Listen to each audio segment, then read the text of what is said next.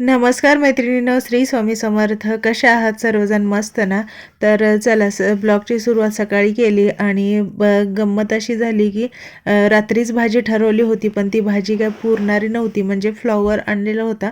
सध्या भाज्या खूप महाग आहेत, भरपूर फ्रीजमध्ये भाज्या आणलेल्या होत्या, पण फ्लॉवर पाव किलोच आणलेला होता. तो काय सगळ्यांच्या डब्याला पुरणार नाही, म्हणून मी एक गंमत केली. म्हणजे अशा अशा प्रकारची भाजी करून बघूया, म्हणजे सगळ्यांना पुरेल आणि छान पण लागेल असं मला वाटलं. म्हणून मी काय केलं, जेवढा फ्लॉवर होता ना तेवढा फ्लॉवर सगळा घेतला आणि ज्या बाकीच्या भाज्या आणलेल्या होत्या ना, त्या म्हणजे वांग, बटाटा, वाटाणा, पावटा आणि गाजर, ह्या सगळ्या फ्रीजमध्ये जेवढ्या भाज्या होत्या ना त्यातले मी ना एक एक सगळे काढून घेतलं. म्हणजे वांग, गाजर, बटाटा, वाटाणा, पावटा हे सगळं थोडं थोडं काढून घेतलं आणि म्हटलं आज ना मिक्स भाजी करावी.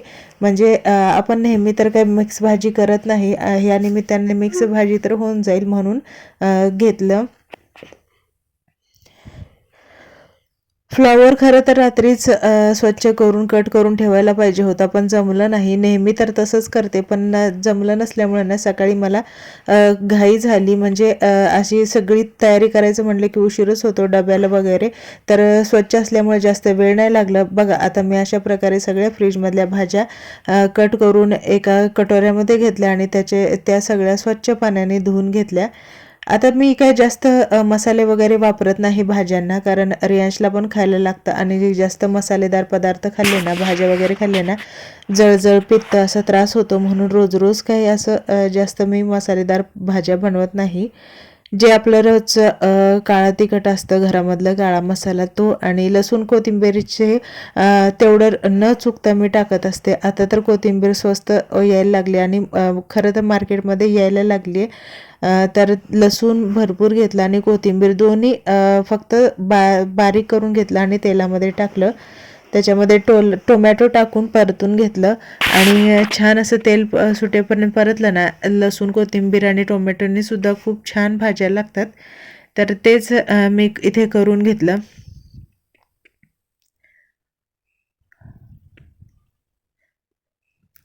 भरपूर भाज्या असल्यामुळं ना वेगवेगळ्या प्रकारच्या रेयांशला म्हणजे लहान मुलांना पौष्टिक अशी भाजी पण होते आणि सगळ्या भाज्या एकत्र खाल्ल्या जातात. कोणती आवडत नाही, आवडते असं राहत नाही.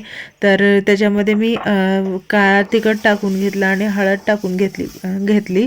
बस एवढंच काही, ते मी जास्त काही टाकत नाही भाज्यांमध्ये. तर ते व्यवस्थित चांगलं परतून घेतलं आणि आता बघा ह्या मिक्स केलेल्या सगळ्या भाज्या मी टाकून घेते. याच्यामध्ये बऱ्याच भाज्या असल्यामुळे ना पौष्टिक अशी भाजी बनते.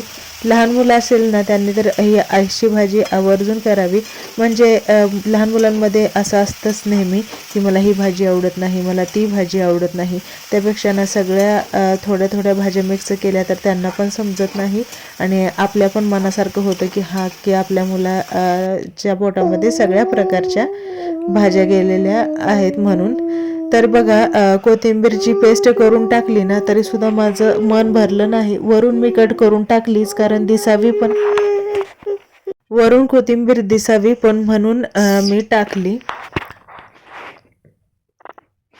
तर ना अजून एक तुम्हाला गोष्ट सांगते. सुकी भाजी आपण बनवताना तेव्हा जास्त पाण्याचा वापर करायचा नाही. जेवढं कमी पाण्यामध्ये भाजी बनवाल ना तेवढी भाजी छान आणि टेस्टी बनते. तर आता हे झालं रेयांशच्या नाश्त्याचं, किंवा दुपारी आल्यानंतर ही भाजी खाईल. आणि घरामध्ये एक काकडी होती, तर त्याला डब्याला देण्यासाठी आज वेगळं काहीतरी बनवावं असं विचार करत होते.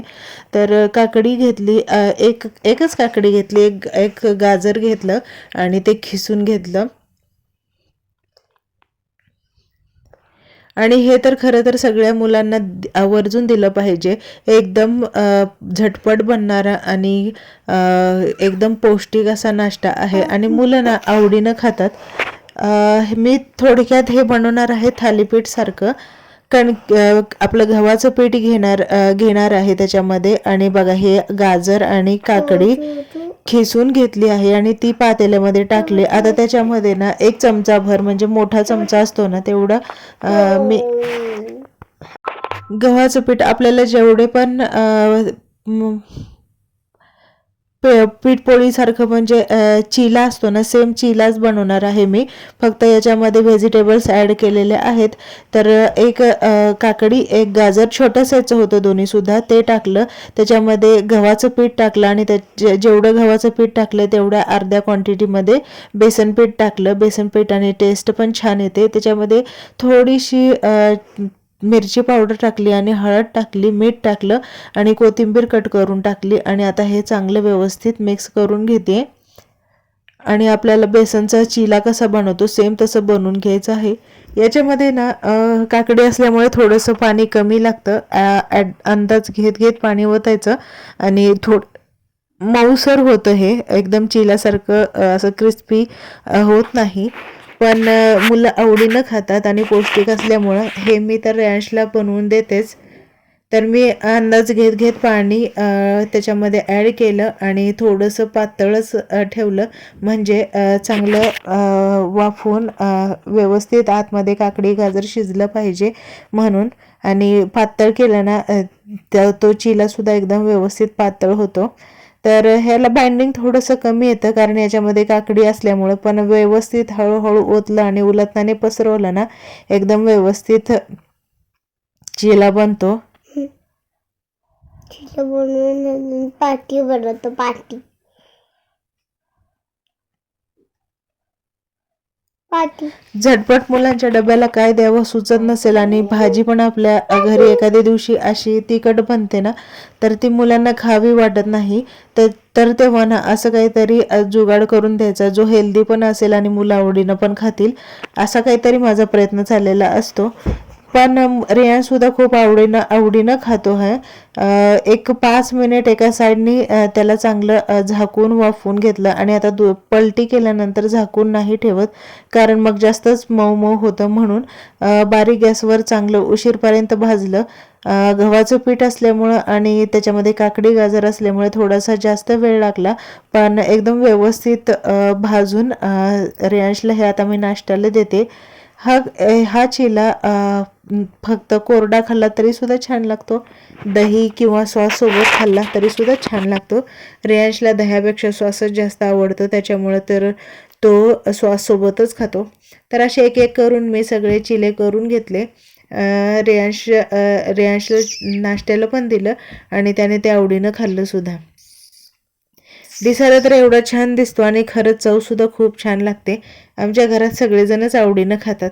तर यांची तब्येत थोडी ठीक नव्हती, त्याला सर्दी कफ खोकला होता, म्हणून म्हटलं डॉक्टरांकडे जाऊन यावं, म्हणजे कसं कमी आहे तोपर्यंत कवर होईल. म्हणून संध्याकाळी जायचं होतं, पण संध्याकाळी खूप गर्दी असते म्हणून मी दुपारीच निघाले होते त्याला घेऊन. तिथे गेल्यानंतर जास्त काही गर्दी नव्हते, नंबर नव्हते, 2-3 नंबर होते, तर आमचा लगेच दवाखाना करून झाला. तर यश बघा, त्याला नेहमीच आता माहिती झालेलं आहे दवाखाना कुठे आहे, कसं जायचं, तर तो मनाने जातो. तर दवाखान्यात आल्यानंतर मग रियांशला काही मोबाईल वगैरे काही देत नाही, असं काहीतरी खेळायला नादाला लावून देते. त्यांनी वॉटर कलर आणले होते, तर ब्रश वगैरे घेऊन तो कलर करत बसला होता. कशाला देतो तो कलर आता? तू व्यवस्थित देत नाही बाळा. चला, अशा प्रकारे गेला आमचा बिझी दिवस. तर तुमचा दिवस कसा जातो मला नक्की कमेंट करून सांगा आणि भेटूया पुढच्या नवीन एका व्हिडिओमध्ये. तोपर्यंत बाय. मम्मी जास्त पाणी मिक्स केलंय याच्यात म्हणून येत नाहीये. हो का? बरं, अजून थोडासा कलर टाकून देते. हा, ठीक आहे.